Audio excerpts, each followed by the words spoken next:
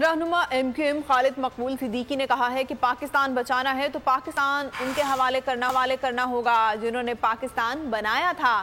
کراچی میں خطاب کرتے ہوئے ان کا کہنا تھا کہ جبر ناکام ہو گیا، جنہوں نے شہر کے بیٹوں کو بے دخل کرنے کی کوشش کی وہ ناکام ہو گئے۔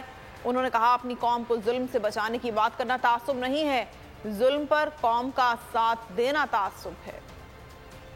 ان کو پتہ ہے پاکستان کو بچانا ہے تو پاکستان ان کے حوالے کرنا پڑے گا جنہوں نے پاکستان بنایا تھا۔ جو چیز بناتا ہے اسی کو پتہ ہوتی ہے کہ چلایا کیسے جائے۔ جنہوں نے اس شہر کو، اس شہر کے بیٹوں کو، ایک پوری شناخت کو، ایک پورے لسان کو پاکستان کے پورے نظام سے بے دخل کرنے کی کوشش کی تھی، وہ مکمل طور پر ناکام ہوئے۔ جبر ناکام ہوا ہے، یا عدل کا نظام ناکام ہوا ہے، یا تقسیم کا نظام ناکام ہوا ہے، طاقت ناکام ہوئی ہے، جس کے بعد اب قوت نہیں بچی کہ ظلم سے اپنی قوم کو بچانے کے لیے متحد کرنا تعصب نہیں ہے، ظلم پر اپنی قوم کا ساتھ دینا تعصب۔ تو نظر آ رہا ہے سامنے لکھا ہوا ہے ظلم مٹنے کے لیے دو چیزوں سے مٹے گا بھائی۔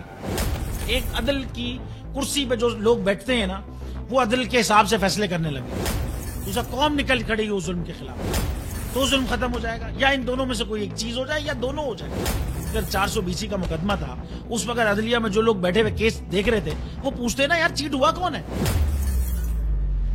جب ان کو دکھتا کوئی چیٹ نہیں ہوا کیس ختم کر دیتے، تو ظالم ظلم کر ہی نہیں پاتا۔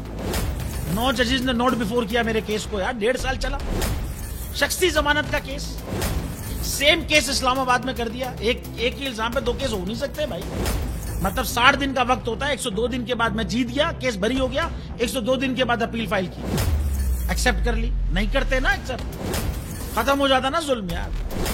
بھری عدالت میں مجھے بری کر دیا، پھر پتہ نہیں کیا ہوا 2.5 گھنٹے بعد کا نوٹ بیفور، میں نہیں سنتا یہ کیس، کھڑے رہتے اپنے فیصلے پہ، مٹ جاتا ظلم۔ اللہ تعالیٰ نے بٹھایا اس ان کرسیوں پہ ان کو یار، یہ اللہ تعالیٰ کی طرف سے فیصلے کرتے ہیں، تو یا تو یہ فیصلے آئیں گے ظلم مٹ جائے گا، یا قوم کھڑی ہو جائے گی ظلم کے خلاف۔